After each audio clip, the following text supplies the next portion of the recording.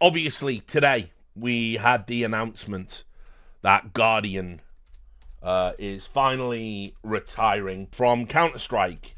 He hadn't really played a lot since the release of CS2, although he did briefly. But he'd moved into coaching at BC Game. But the greatest player to never win a major has officially retired, and I wanted to just say a few things. I've known him a long, long time because Ladislav came from the world of Counter-Strike Source, and not a lot of people even know the history there or how legendary he was there.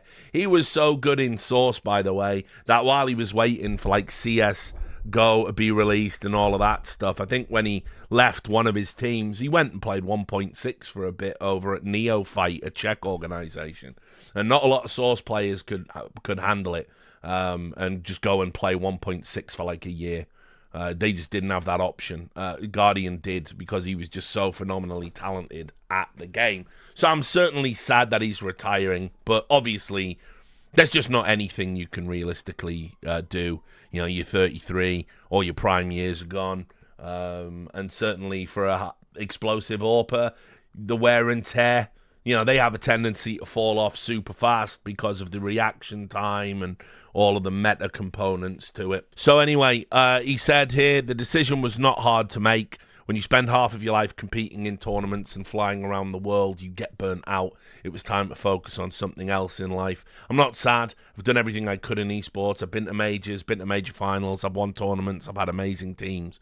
I've done it all. I don't have a major trophy, but that's not all it takes to be happy, which is a very healthy attitude. I mean, look, many people are going to remember Guardian as being the greatest to never get a major, assuming Nico also doesn't. Like, if Nico wins a major in the future, it's definitely Guardian. Him and Nico could be keeping each other company. The best AWPer never to win a major, and the best rifler never to win a major. Let's see how that pans out in history. But I mean, look, Guardian had some legendary runs in CSGO. I wanted to talk about some of his time in Counter-Strike Source and then look at some of the legendary things he did at various points in his career, because I think this is the type of retirement that is absolutely worth paying attention to. And this is a monumental player that contributed so much to 3 versions of Counter-Strike, although certainly less to 1.6, but the 1.6 players from his region all knew him. And certainly I've never heard anyone have a bad word to say about Guardian as a teammate. I was very close to the Reason Gaming team, which was the first elite level team he played for in Counter-Strike Source. Anyway, on that note, let me tell you about another player, because Guardian's history is inextricably tied to another forgotten player, and not many people will know who this player is, but I love telling this story because it really shows how dumb cheating accusations are, and it also shows how there is always a bigger and better player to come along. This is a player called WT, and WT was the Czech AWPer. I mean, when he came into the scene, no one had really seen anything like him. He was playing for a team called eSuber, well known in the region. He was just super consistent, game sense off the charts, and was a player that people definitely had some suspicions about. They thought he was a cheater. And let me tell you a story. There was a tournament, I want to say it was run by Enemy Down, and it was sponsored by eBuyer. So I'm really dating it. It would have been about 2007, late 2006. And anyway, the prize was their best custom built computer that you could get. All of the best bits, like back then, what are you talking about? I dread to think what the components were, but ultimately anyway, it was like what was considered like a flying machine back in the fucking 2000, Pentium fucking chipset. And it was big. It was big news. And this was a tournament that was played online Uh-oh. And so back then, I don't know if you know this, but first of all, anti-cheat measures weren't that great. You had to use, first of all, VAC, which we all know that's fucking fantastic. But then also, when you played in an enemy down tournament, you used to use an anti-cheat called EDAC, enemy down anti-cheat. And all it was it would just grab screenshots of your game, and I think it had very low-level process scanning ability.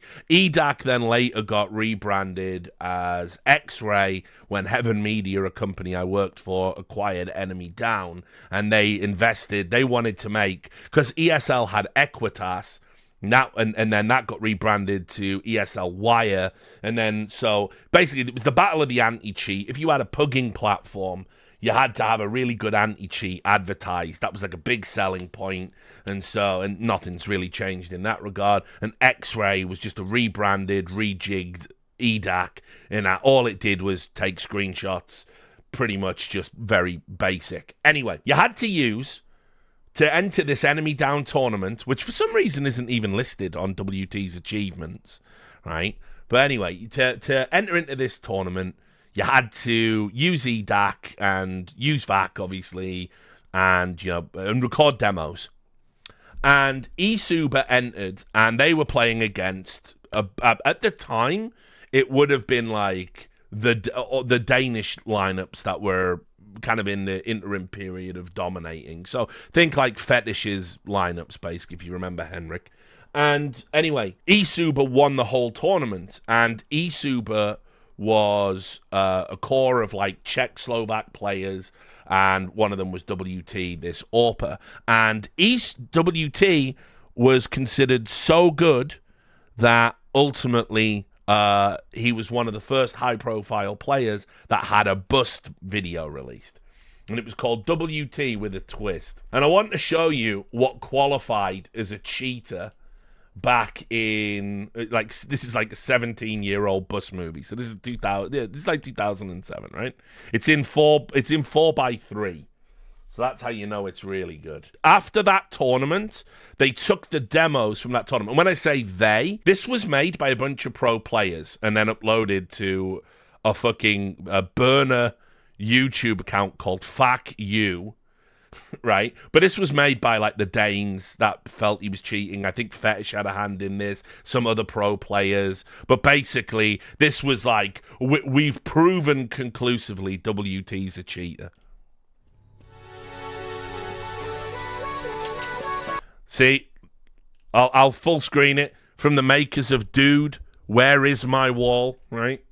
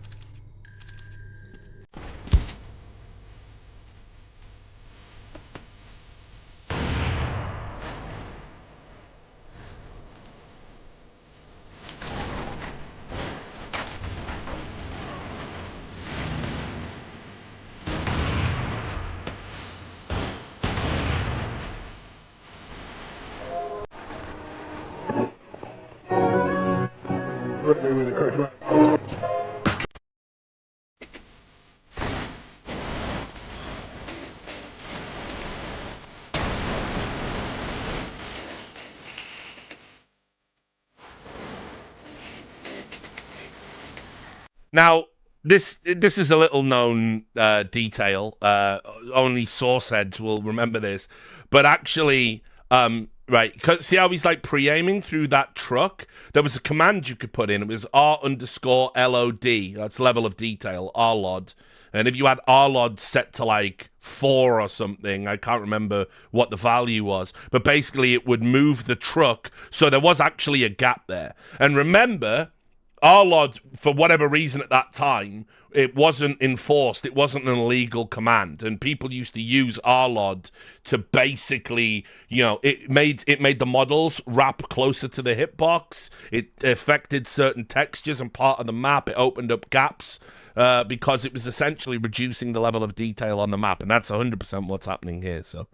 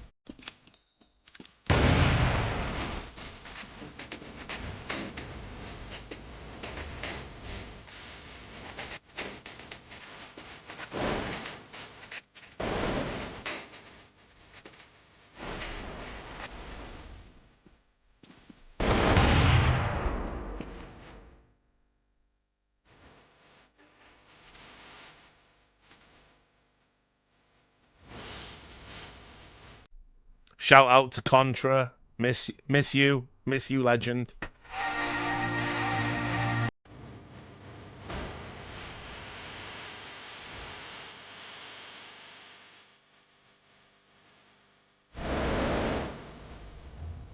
Oh, and this was another reason why this entire fucking bust movie happened, because they beat Fnatic. And in Source, that was like, you know, they were the final boss. They were the first dynastic team in Counter-Strike Source.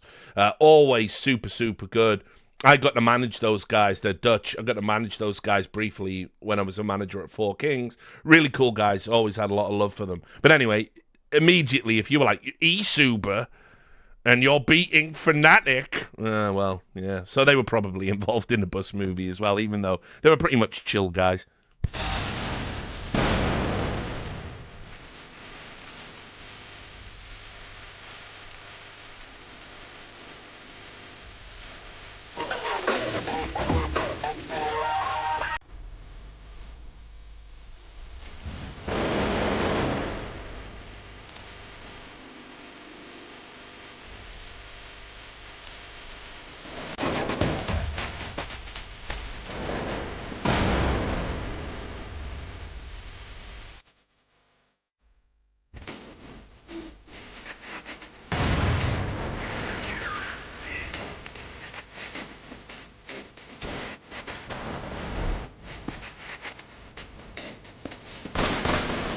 Also, by the way, what's hilarious here is Flexor was the biggest bullshit artist online in the fucking world.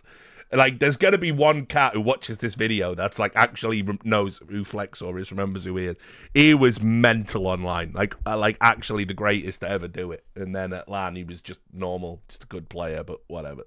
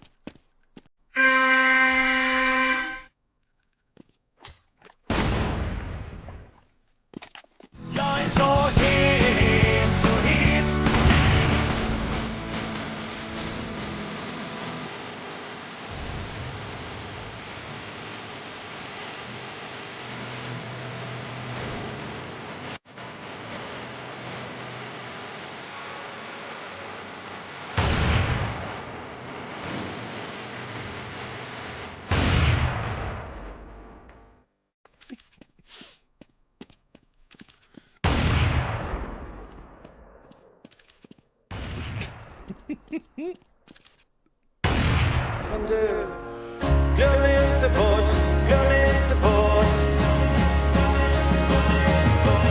I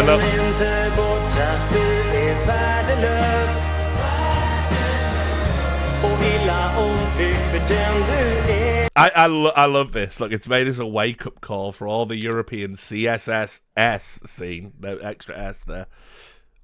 Right, it's a wake-up call, guys. We can't be arsed.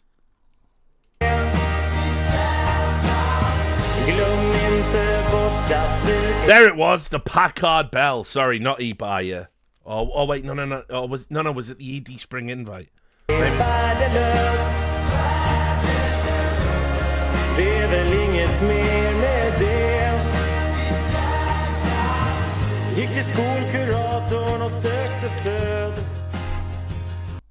So there you go, right now. Okay, you're like, Richard, why are you telling us all about WT? Well, there's a funny part to this. So, not long after that Bus movie came out, and remember, a lot of Danish pros were involved in making that Bus movie.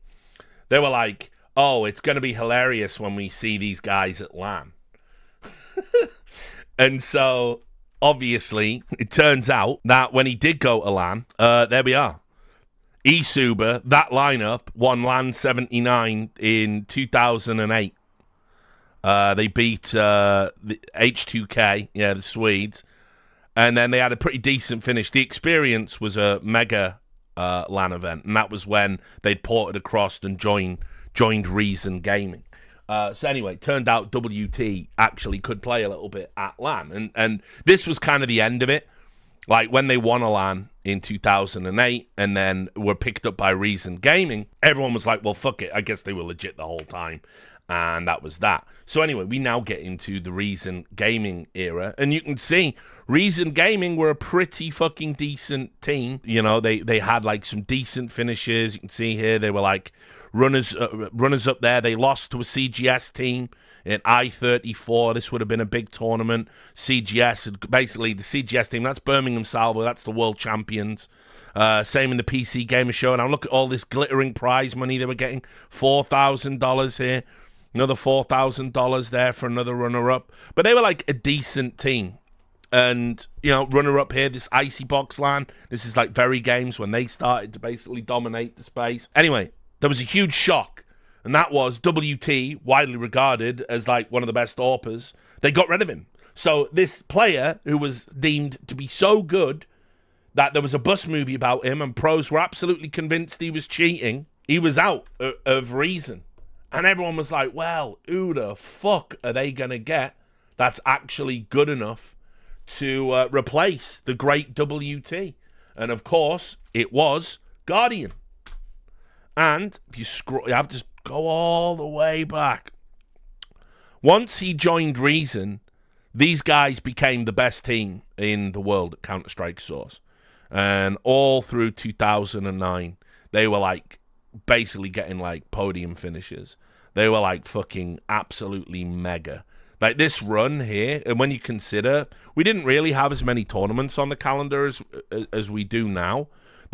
So all of these LANs would have been considered like big LAN events. Like LAN 79 was like, you had to go to fucking Charleroi or whatever the fuck it was called. You had to fly to like Charleroi Airport, which is like this tiny little 2-lane shit airport in France to get there. But it was still considered worth traveling for. After you flew into Charleroi, you had like a fucking 3-hour drive or something dumb. But people used to do it. It was considered one of the biggest French LANs. You can see as well here, this Ukesa. This is a cool story. So, much like WT before him, Guardian was accused of cheating, right?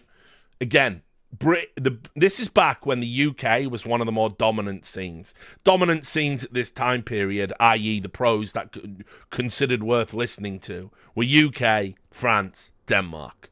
To a lesser extent, Sweden. If those pros felt a player cheated, that was that. Your reputation was terrible, and they would be like, oh, see you on LAN, you'll never do it. You know, we used to have this term in Source, SOL, S-O-L, shit on LAN, and we used to call people SOL, like just SOL.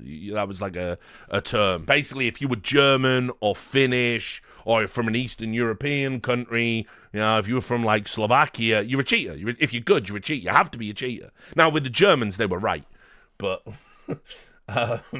but generally speaking, cheat paranoia was fucking crazy. And so Guardian, he went to this event and he was accused of using this cheat. This was one of my kind of like big investigative reports that kind of helped cement my reputation as the esports journalist that I went on to become. And basically, what was happening was there was a cheat, private cheat that was 170 kilobytes. It could fit into the memory of a mouse, and it was specifically designed to have no HUD. There was no UI, right?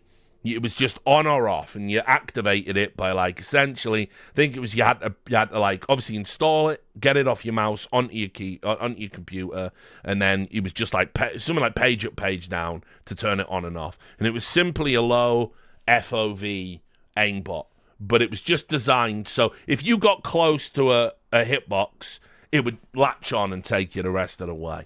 And there was like some component where you could maybe tweak what that distance was. But it was designed to be used at LAN. It was designed to fit onto a mouse, be smuggled into LAN events. Remember, back in the day, we literally took our own PCs, put them down, and there was just fans just stood behind you while you played, and that was basically the self-policing element. I used to have a friend called Joffrey, and regulars on the Discord will know him because he's an honorary moderator. I haven't seen him around for a while, but he's just a legend. And basically what he did is he entered an iSeries and installed the most blatant rage bot hack on his computer. And he changed his player name to, yeah, I am cheating, and I am sat at seat, 32C. And he played a competitive tournament like that. And they were just winning and winning and winning. And nobody said anything. And it was like, it wasn't until he got into I don't know, the top 56 or 32 or whatever it might have been in this competition. It wasn't the main one. It was like iSeries got split into like the pros, the mids, and the shitters. And he did that, and then someone came over, an admin came over and said, we've had some cheating allegations. And he was just there with like a wall hack on. And he's like, yeah, I've been cheating the whole time. And the admin was like, well you're disqualified then. And he went, right, sound. And then he just came out drinking with me. It's just like, that's how dumb it was back in the day, boys. One of the reasons why I've always changed my stance on cheating, and a lot of the Vax Sucks people always they always say, basically, oh, Richard got bought by Valve.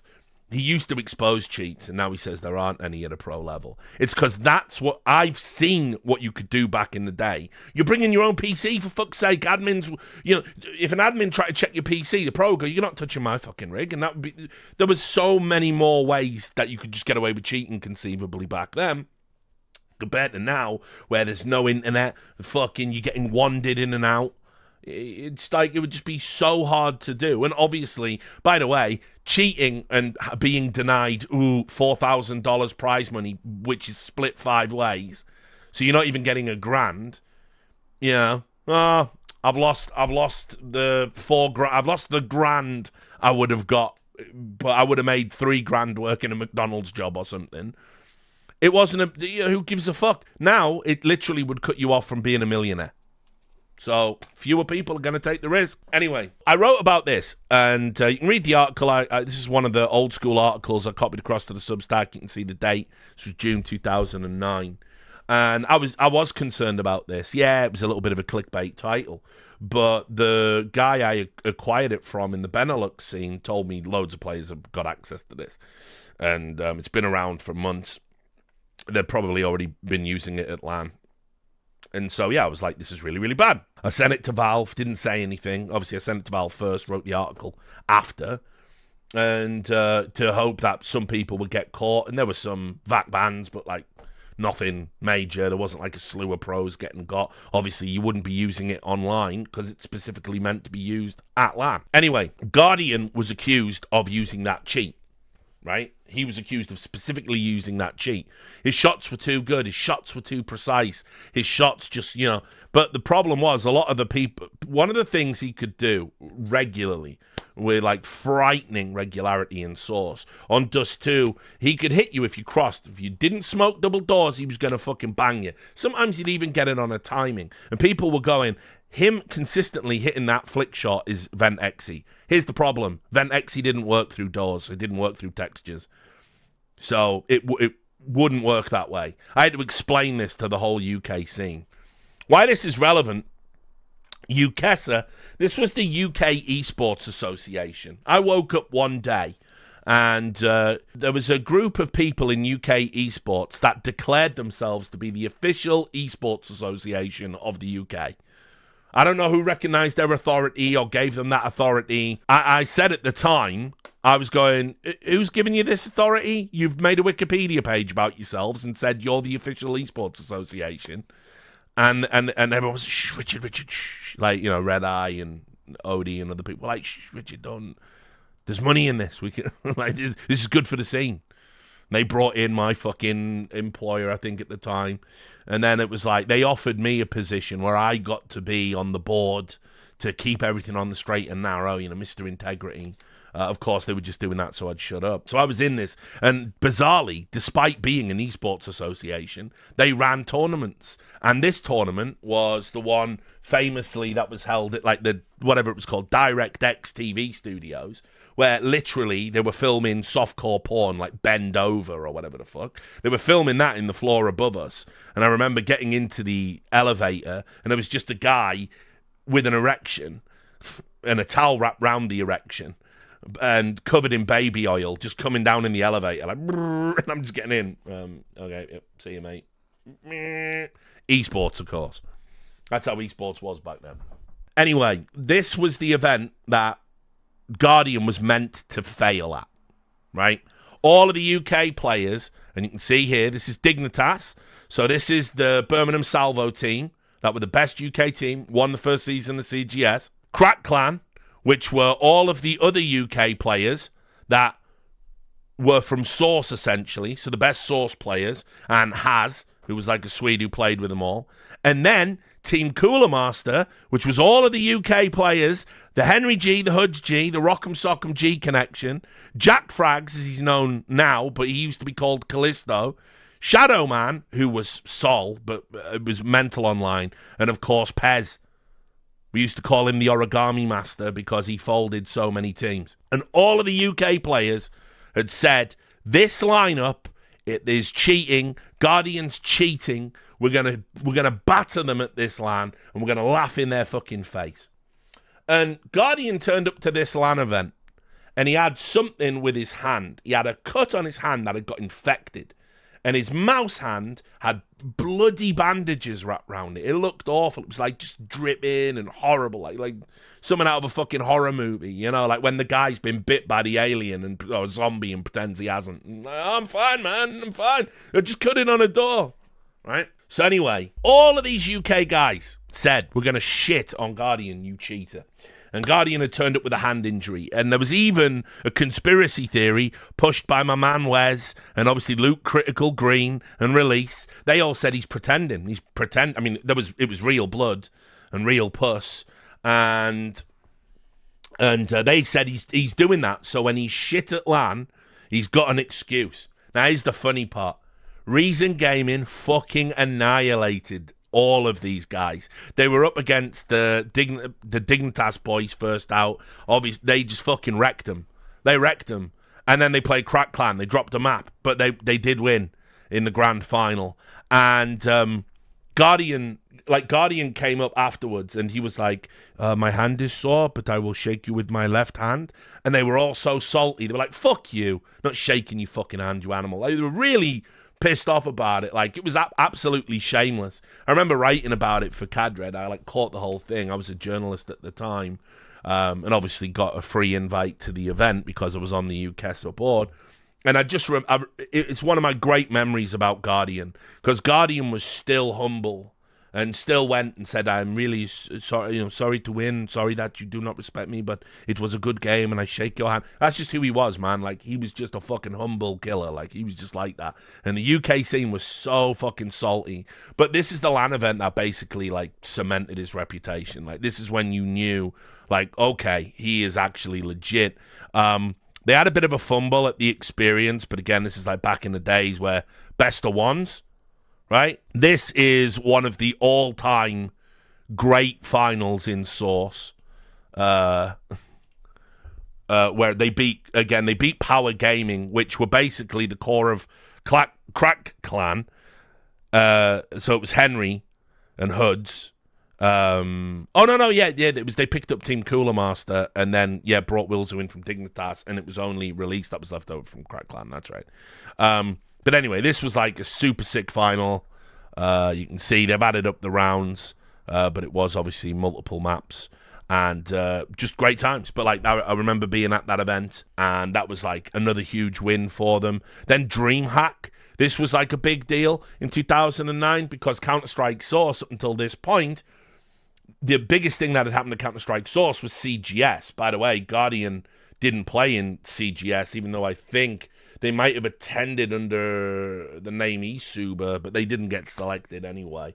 There wasn't. I don't think they did well at the Combine if they went. I know Creative, I think, entered a team, which was eventually the Very Games boys, but long time ago. Anyway. DreamHack finally said, we'll have a Source tournament. Like, Source was like, we're DreamHack. We do 1.6. Fuck you, Source. Gross. But we had, like, an actual fucking tournament here. And again, just a banger final with actual details in it. This is Reason Gaming beating Very Games. This was the Very Games that had Existence and Regnum on there. This is before they really leveled up and became the dominant force, but they were still like a pretty fucking good team. And then beyond that, they were still Nightmare Fuel in 2010. And then Guardian, they kind of broke up here after DS Rack. And we all knew the writing was on the wall at this point. After that, this is where he goes, and he just balls out, and he plays like fucking 1.6 for a while. He also, then at the start of Go, you can see the teams he was on. Brief stint on Virtus Pro, I'm sure you all remember. But then the next thing you have to talk about is his run on Na'Vi, which was fucking god tier.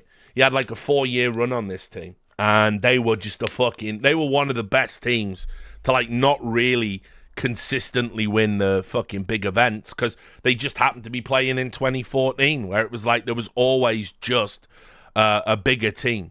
But I mean, like, this, for me, is probably one of the most iconic moments, because it's the 3-0 over NIP.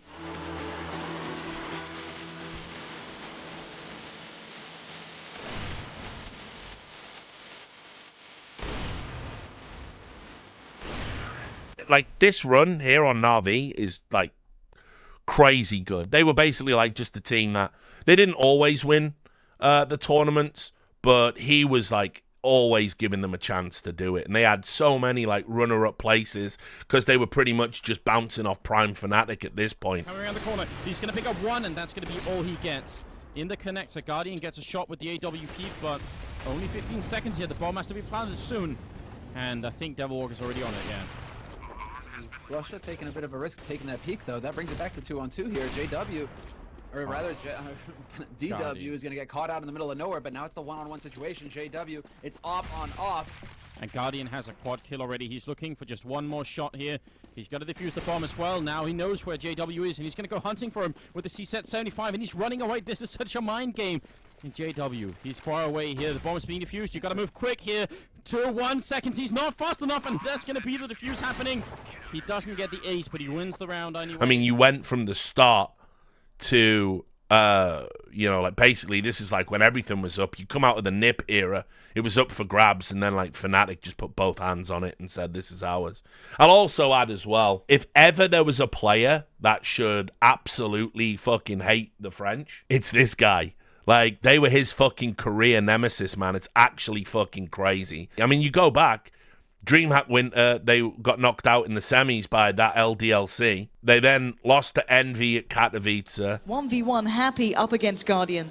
This is a brilliant matchup. Yep. Oh, look how close they are, Guardian. I don't know if he knows he's that close already. He's down by CT spawn. Happy is beginning to edge up the ramp. Guardian, smoking hand, smokes it out. He's back up. Oh my god, Guardian. You're being surrounded on the other side. The perfect flash comes through. Guardian! Unbelievable play then.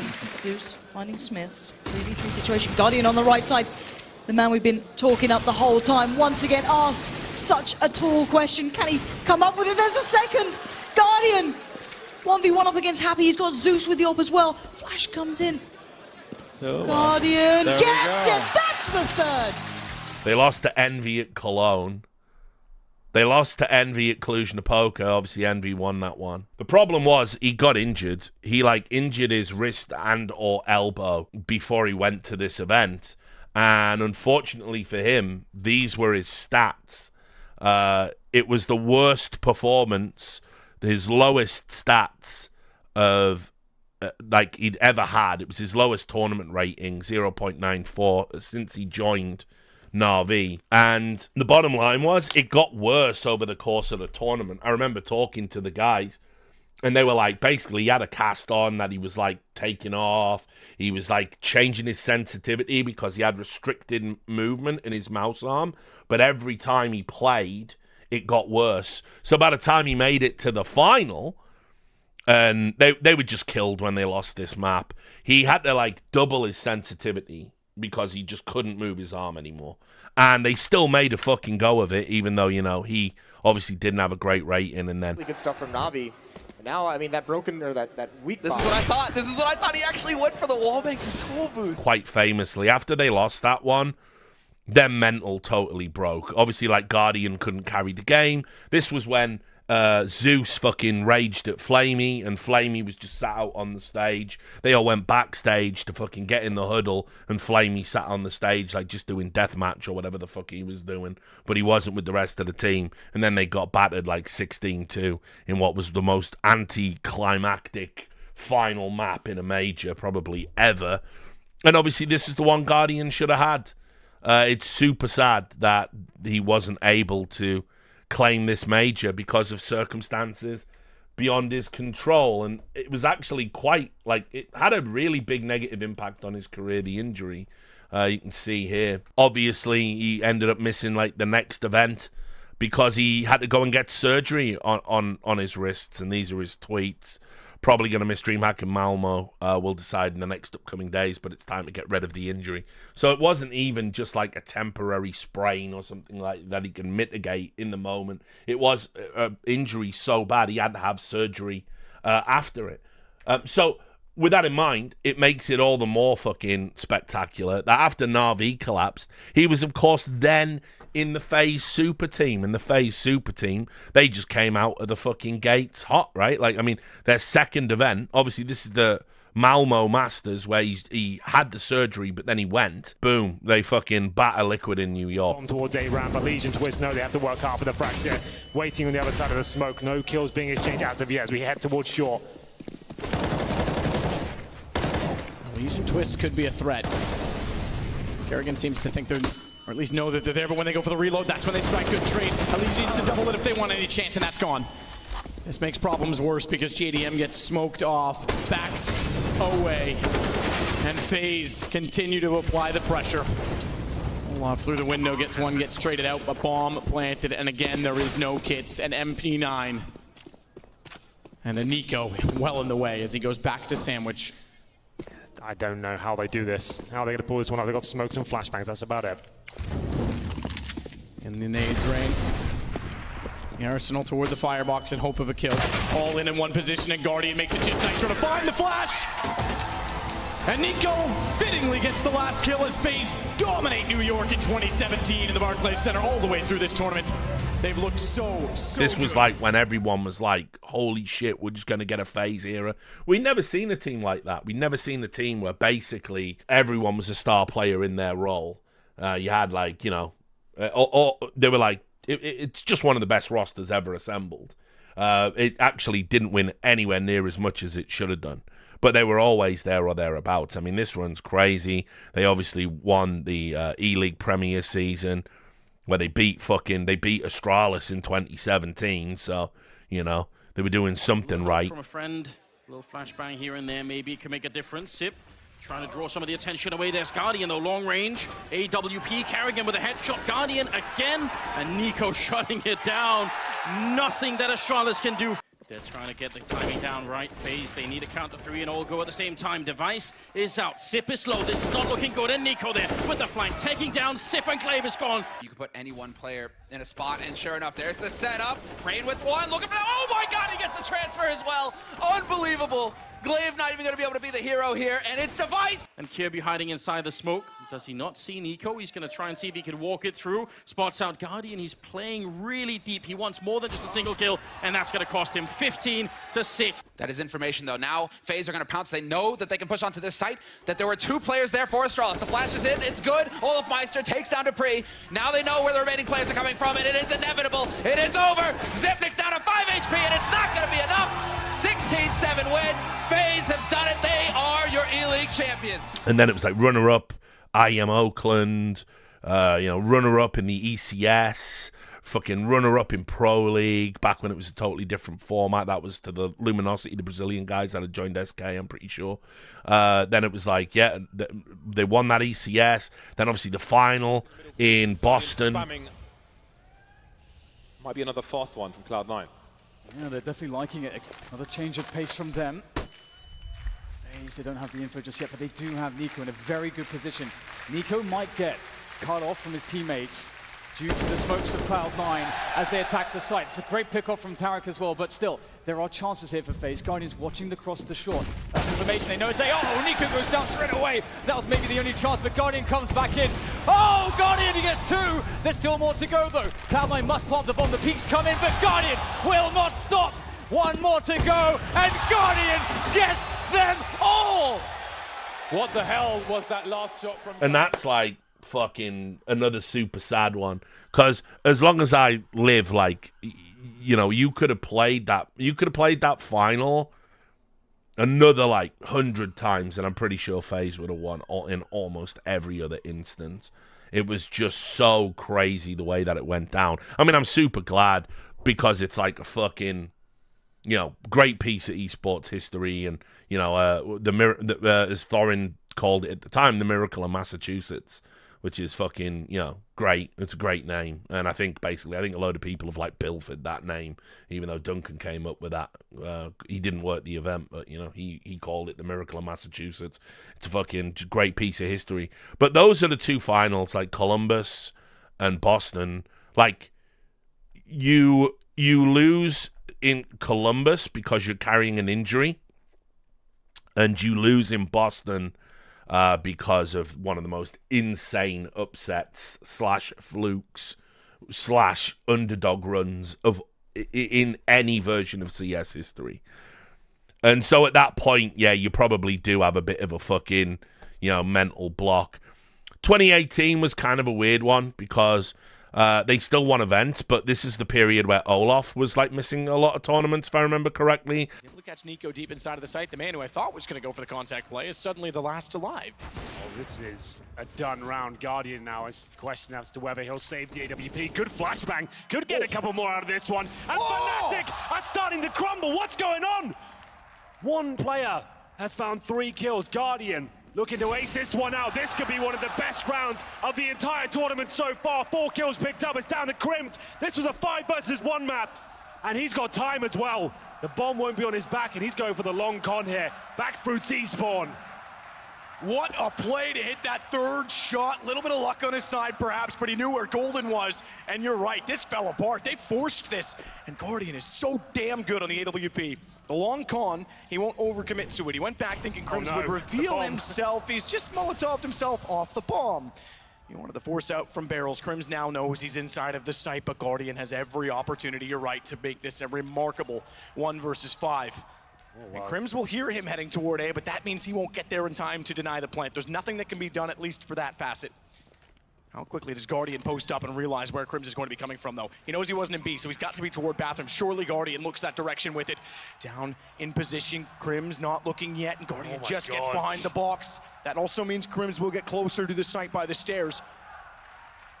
But Guardian will wait for this to go to time. Incendiary could be a factor, because if he puts it in front of Guardian, how does he work back in? It's gone toward the dumpster. That means Guardian knows exactly where to look. Oh! And he's got all 5. There he is! The world's best sniper comes to life in the 5 versus 1. Takes down Nico, that brings it level, but watch to his left side because I don't think he's aware that Guardian snuck up, and this pistol at this range with no attention from Fur is lethal. He's looked A main, but he's not looked toward the train. Guardian's whiffed it. That could be enough to turn it because now Fur has the information. They're able to work this together.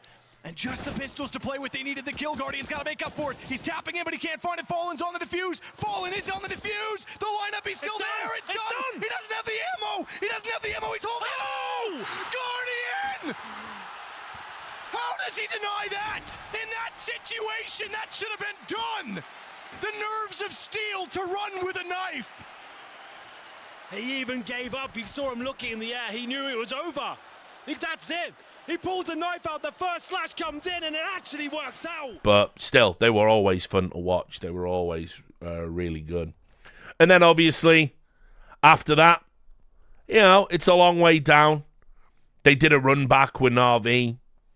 It wasn't the same. And unfortunately, at that point, he sort of became like a mercenary for hire and, you know, played at a few other smaller teams. He was on like, Singularity. And, you know, his career did fizzle out. But this period of time, his run between like 2014 and 2018 are as good an AWPer as you'll see. And as I said, knowing him from the fucking Source world, like I knew this guy was going to fucking bang, like in CSGO. People will never have an appreciation. All those demos are lost for time. But he was the impossible AWPer. He was the impossible replacement for WT. He was the like, how do you find two players from that region that good? And in fact, actually upgrade a player that was deemed to be so good. He was considered a cheater by most of the professional scene. And obviously, there's been some great AWPers in CSGO history, you know, the Kenny S's and the JWs. For me, I think Prime Guardian would always be the one I pick because Prime Guardian was an AWPer that could do both things. He could be aggressive and make a push play like Kenny S did. Maybe not as good as Kenny, but then if those didn't work, he could be a turret and just a defensive AWPer and kill you and not miss shots. Like, fantastically consistent. And just like I say, a great teammate. He never had any of the emotional outbursts. You know, the worst thing he ever did in terms of letting his emotions get the better of him was crying when he won a big tournament because he thought an S-tier tournament might be eluding him. And for him, it wasn't a major, but it was as important to win one of those. He never, like I said, there's no teammate who's ever going to say anything bad about Guardian. I don't know if that's true about Kenny. I don't know if that's true about JW. He was just a model pro, got on with his business, and was denied 2 majors because of just fate. You know, you don't always get what you deserve. So I certainly am glad that he's going to enjoy his retirement. I hope he has a long, bright future in coaching. He's got his English is really good. He's always been shy about speaking English. But he's definitely someone I'd like to see him turn up on a broadcast, even if it was just a guest appearance. Like, just come in, put in some expertise, or maybe make some content, or, you know, I'm sure ESL will probably be already thinking along these lines. But if you're a tournament operator, see what you can do with this guy. I know he's got an accent, but, you know, it's a global game. Don't be American about it and put subtitles on for him. He's a really fucking cool guy and one of the greats, like truly one of the best to ever do it. And as I said, going way back with him, going back to like 2006, you know, knowing of this player that might be coming through and being a guy that was already reporting 2006, 2007, reporting about Counter-Strike Source, he'll always be like just the greatest AWPer, I think, for, you know. Like, he just is. Prime Guardian was something else, and Source Guardian was even scarier than Prime Guardian in Go, I think. So he had a couple of years in Source where he was just fucking the best player in the world, just no doubt about it. So yep, maybe the greatest that never won a major, but we will see. Nico, you know, we will see. So anyway, I just wanted to tell a few little stories about my old friend.